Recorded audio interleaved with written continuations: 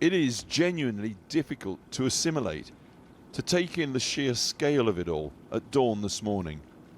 Landscape to ashscape, where the affluent idyll of Pacific Palisades used to be.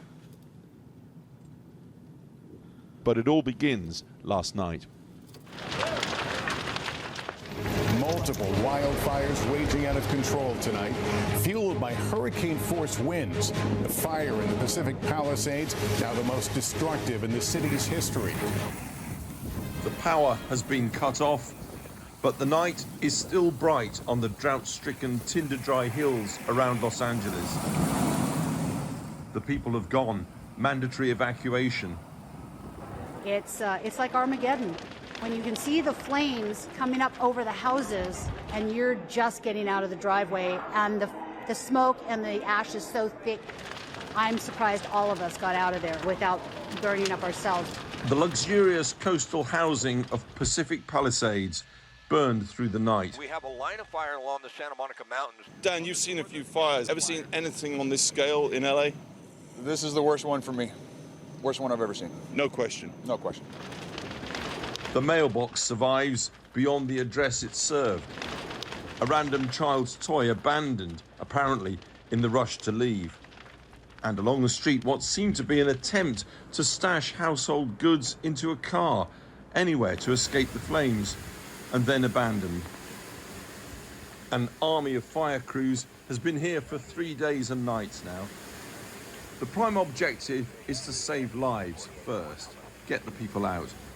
Their properties come very much second. We want to make sure that everyone gets out of harm's way, and that has been our top priority. So far, we have been successful in that. Then we can begin taking care of property and houses. Over 1,000 buildings destroyed in this small coastal community alone.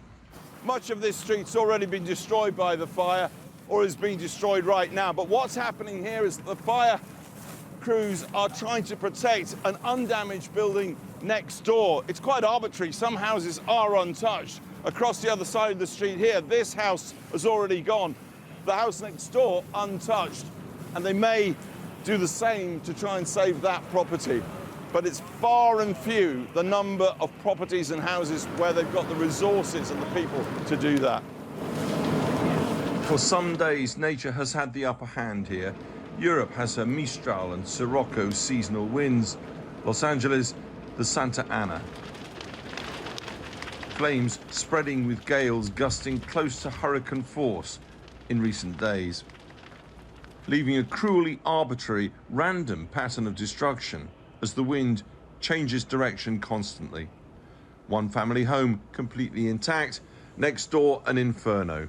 People expect a fire to just come like a wall through a town and destroy everything in its path. This isn't like this. It's quite arbitrary, you know? It's quite a bit more chaotic. It's extremely difficult to predict. It's extremely difficult to contain. The fact is that we're always one step behind these extreme weather events.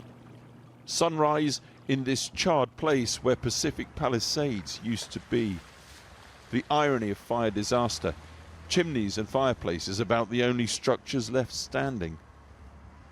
And it is block after block after block. In a place where 30,000 once lived the cliche of Southern Californian beach affluent. Ground level, the sound of running water in a drought-parched landscape is from burst pipes. That's pretty much like a hurricane, except instead of rain, we had fire.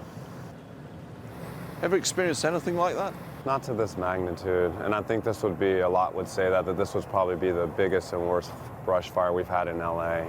Dave Walters fought flames here for 3 days, but in the end could save only one house in this entire street. And what's becoming a familiar lament here from firefighters, the water in the hydrants just wasn't sufficient. The only reason why we were able to save the only home on this street was because they had a pool, and we took that water pretty instantly. The Corpus Christi Church burned out to its skeleton frame. Leave the politicians to one side. Here in California, on one thing, meteorologists, academics, police and fire department are unanimous. It is the climate crisis which has made this disaster so much worse. Specifically, the droughts, the high summer temperatures, and the failure of the autumn rains in November.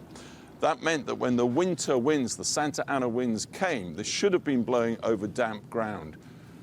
They were blowing over absolutely parched terrain, and this is the result. Mercifully, the Santa Ana winds will moderate today, and that gives firefighters a chance, a window, with reinforcements coming in statewide and from Oregon and Arizona.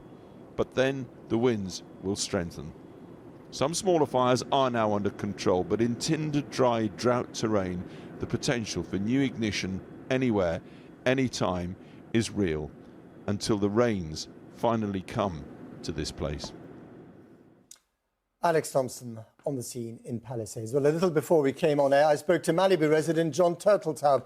He's also a film director, and his credits include Cool Runnings, National Treasure, and The Meg. We reached him on a video call from outside his house, where almost all the surrounding houses had already burnt down. I asked him what was exactly happening at the time. Well, right now, basically, I'm on Malibu Beach. I'm going to show you, if I can, the street where I live. These are basically the only 4 houses that have not burned on Malibu Beach, and that's not an exaggeration. Here's the most LA thing I can say, but every house in Malibu from here to Nobu is burned. Nobu, the restaurant? Yes, they managed, in Malibu style, we managed to save Nobu. And what about your house? Is your house still standing, or has that been reduced to ashes? The house is still standing, thanks to neighbors working literally 36 straight hours, and we're not out of the woods yet. All these houses, as you can see, the fire department's here. There's constantly little flare-ups and smolders, and embers come and reignite the fire. I know it's loud here, but I'm going to try to show you, like... Okay, I can see that destruction, yes. And the destruction that you've just shown us, John, how quick was that? How many hours or days did that take? Oh, the houses came down very quickly. Probably in a matter of 3-4 hours, 100 houses were gone. What's it going to be like, John, living in that neighborhood, assuming that your house survives the flames, when all the other houses have just gone? If the house makes it, I'm not even sure there is a neighborhood to live in. We'll be on a little street with 4 houses, and it'll be the only 4 houses for miles and miles. And I don't know that we will stay, even if we do save the house. John, you're in the movie business. You're a storyteller. You're living amongst storytellers and, you know, in the factory of people's dreams and nightmares in Hollywood. I mean, what does this do to you as someone who tells stories when the reality is so much more stark and miserable than perhaps most things you could have imagined? I have to tell you, this fire is worse than anything anyone thought would happen, anything we dreamed up. I don't think the country, the state, the world realizes whatever you're seeing, it's much worse. I don't know. I mean, LA will recover, but this is going to take a huge amount of work and time and money like no one can believe to offset what's happened. Tell us about, well, what are we looking at right now? Who used to live there? Okay, right here, this is several homes gone. The people who live in these houses tend to live here for years and years and years. And it's funny, everyone has heard of Malibu Beach and the fabulous beach houses on Malibu Beach. It's some of the most expensive real estate in the world. There is none anymore. It is 100% gone. John, we're going to have a president in the 10 days' time who is famous for being a climate change skeptic, possibly even denier. What message does this fire, this catastrophe, send to him? First of all, you said, we're going to have a president. No, you're not. We're going to have a president. You're going to be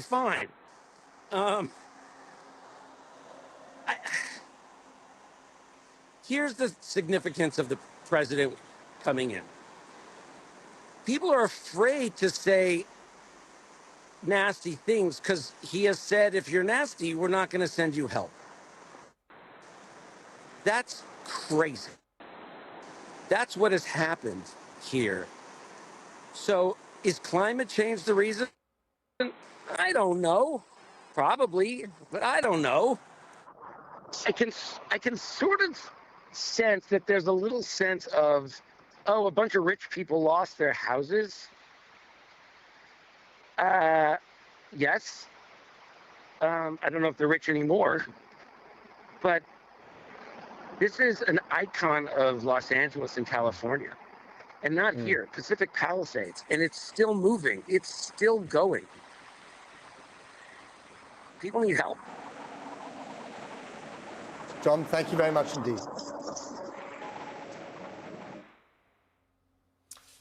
Well, I'm joined now by John Valiant, journalist and author of the Baillie Gifford Prize-winning non-fiction work, Fire Weather, an account of the 2016 inferno that engulfed the oil town of Fort McMurray in Canada, and an examination of our future in a more flammable world. He joins me now from Orange County, which is just south of Los Angeles. John, thanks for coming on the programme. I mean, I'm sure you heard the accounts just now, these very personal and searing accounts of absolute shock when you see your own home for many years burnt down by the flames. But at the same time, this stuff, to a different degree, happens every year, doesn't it? Matt, it's what's shocking to me and what is really painful to see and hear is the incredulity and surprise of these people, the firefighters and the survivors alike. And they describe something as if it was the first time it happened. And it's true, it's the first time it happened to them. But the same thing happened to thousands of people in Valparaiso, Chile this spring. It happened to thousands of people in Lahaina, Hawaii, a couple of years ago, in Paradise, California, just up the highway from Los Angeles. It happened in Fort McMurray, Alberta, in the subarctic of Canada in 2016. And damage as bad as this, fires moving as quickly as this. This is unfortunately not new. It's just new to them. And for those of us who've been lucky enough not to have had this experience ever in our lives, and you have had it, describe what it's like, the whims of these flames.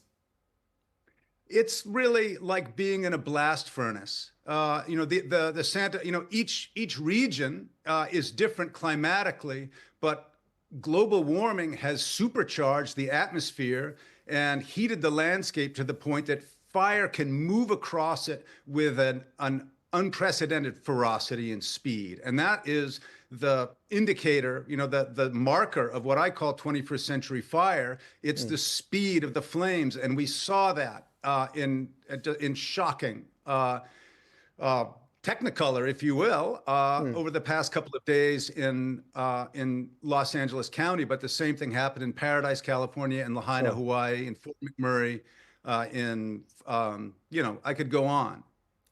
The list is long and sadly gets longer every year. Now, of course, the political blame game is inevitable. Many people are pointing fingers at Donald Trump, who's about to move into the White House, saying, he is a climate change denier or skeptic and worse will happen under him. And he's pointed the finger right back at California and the governor, Gavin Newsom, saying, you guys weren't prepared for this kind of fire. Who's right? The cynicism of weaponizing and politicizing a global problem is, frankly, criminal. Enormous harm is going to be done by this, enormous damage. It will divide the country even further. And it is also, frankly, he's not the president yet, but it is unpresidential to speak in this way when a nation that is the fifth largest economy in the world, namely California, is in crisis. People have been killed, and it's a nation-dividing rhetoric, and there's no benefit to it. Even the parties, even the winning parties, will not benefit from it in the end, because this is a global We're looking at problem. pictures now of Los Angeles, in a terrible state. I mean, is there anything that the state authorities in California could have done, should have done, that they didn't do to prevent this?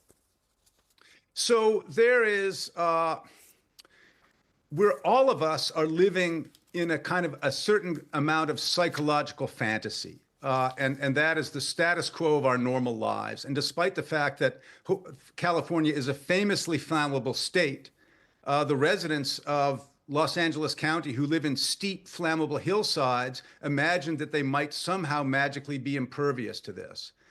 It's a fire-prone landscape. The LAPD is massive and experienced. The water system and the hydrant system are actually excellent. But when you're driving that much water uphill with pumps, that's when you start to lose pressure. That happened in Fort McMurray too. That's another wealthy city with good infrastructure. You cannot blame it just on the infrastructure. But finally, John, is your message, to our viewers, and to people who read your books, that actually this is the new normal? This should not be seen as a kind of searing exception. This is the new normal. As long as governments and the financiers and banks who enable them stay loyal to the petroleum industry, this is going to be repeating itself over and over again in more and more extreme forms. And the message here is an international one, and that is to decarbonize. And that can be a peaceful mission, and it can be a uniting mission. And that's the message from nature to all of us. Well, let's see if it's received by the people who matter. John Valiant, thank you very much indeed. Thank you, Matt. Good to be with you. Now, with Los Angeles still under a red flag alert and new fires having to be dealt with, the impact on the ability of local people to insure their homes is also under the spotlight. Experts have warned that the costs of the claims from the fires in the past couple of days could push the California insurance industry to the brink of collapse. And the crisis isn't over yet. Here's Kemin Zerin. So much for the Golden State. From the Pacific Coast Highway to Malibu, wildfires continue to ravage America's wealthiest state. Inland, Pasadena, near the Eaton fire, is the same. We have 0% containment. We have over 879 firefighting personnel assigned. Wildfires fanned by climate breakdown, which is making large parts of some of America's most desirable zip codes uninsurable. Some of the country's largest commercial insurance providers are pulling out of fire zones like Palisades. California's insurer of last resort is called FAIR, which is now the only option for thousands of homeowners and businesses. FAIR says it has nearly $37 billion of exposure across Southern California alone. Industry analysts fear losses from these fires will be between $6 and $13 billion. But last summer, FAIR acknowledged they only have about $385 million in reserves to pay for claims. To cover that huge gap, the cost of insurance for everyone will inevitably go up. And it's not just wildfires. Insured losses from natural disasters across the USA are skyrocketing.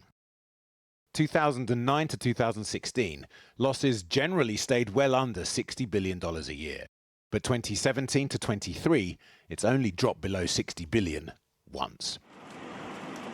2025, what used to be some of LA's most expensive homes. What a start to the year. But what happened there, I don't think there's anything that I've ever seen quite like it. And the insurance companies are going to have a big problem because you're talking about big, big dollars. But could it become Trump's problem? Motto, drill, baby, drill. A California Senate Budget Committee report published only last month was titled, "The Climate-Driven Insurance Crisis is Here and Getting Worse." Remember the financial crisis of 2008? The report warns it could happen again, urging huge reductions in carbon pollution. The impact of climate breakdown is increasingly being felt by the wealthy as well as the poor, from hurricane-prone Palm Beach in the east, which happens to be MAGA central, to liberal California on the west. We woke up in the morning and our house, which is near the beach, just smelled of smoke. Geopolitics analyst Sean West had to evacuate his Santa Monica home. Do you think the fires in California might have any impact on the president's energy and, more importantly, climate change policies? I think the president's energy and climate change policies are pretty well fixed, and he campaigned on being very pro-drilling, very pro-fossil fuels, very ESG. I don't think this environmental catastrophe, any more than the hurricanes that we experience and things like that, even if the frequency of these events we can acknowledge is happening more frequently, I think the political views on it are fixed. Meanwhile, fires and hurricanes mean more and more wealthy Americans, not just in California, but in Republican Texas and Florida too, are finding their premiums spiral out of reach. People with influence, people who vote.